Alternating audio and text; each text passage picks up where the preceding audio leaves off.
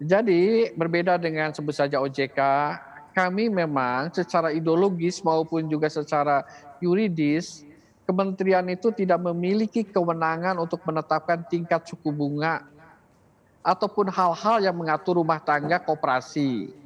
Itu di dalam norma koperasi pada umumnya dan berlaku seluruh dunia, semua itu ditentukan di forum rapat anggota tahunan.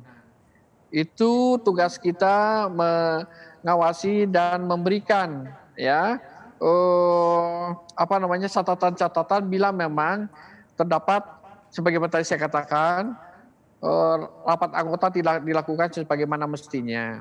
Jadi menentukan tingkat suku bunga yang seperti itu memang bisa jadi keputusan rapat anggota ya.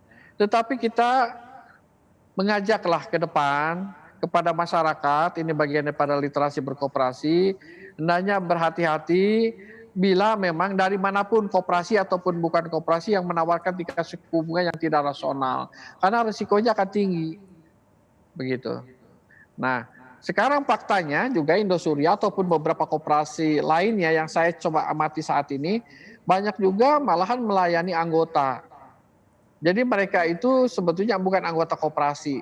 Nah, di dalam kaitan dengan ini, saya kira ini masyarakat harus tahu. Jujur saja di Undang-Undang 17 2012 dulu hal-hal seperti itu sudah diatur.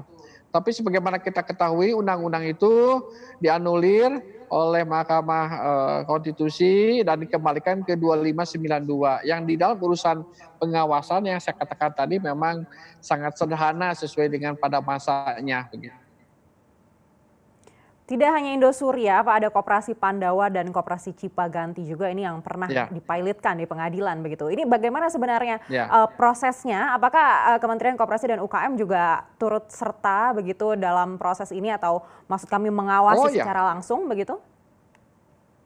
Sejauh ini yang saya pahami bahwa kasus Indosuria malah kami yang memberikan dorongan kepada aparat hukum untuk menyelesaikan persoalan ini dan menegakkan aturan yang memang kita acuh bersama-sama dan harapannya agar jangan sampai terjadi lagi hal serupa itu. Kita memang sangat mengikuti dan sangat mendorong adanya proses hukum terhadap semua permasalahan yang dihadapi oleh koperasi. Jadi saya kira kami mengapresiasilah langkah-langkah aparat penegak hukum. Bagaimana dengan keputusan pilot di pengadilan? Ini sepertinya ada aturan begitu yang bisa mempilotkan koperasi, begitukah atau seperti apa? Saya kira sejauh ini memang begini tadi saya katakan. Di Undang-Undang 2592 permasalahan-permasalahan yang berkaitan dengan pembubaran itu ada mekanismenya. Pernyataan pilot juga diakui sebagai sebuah kewenangan dari lembaga peradilan. Jadi sebatas yang saya ikuti saat ini masih dalam koridor yang sangat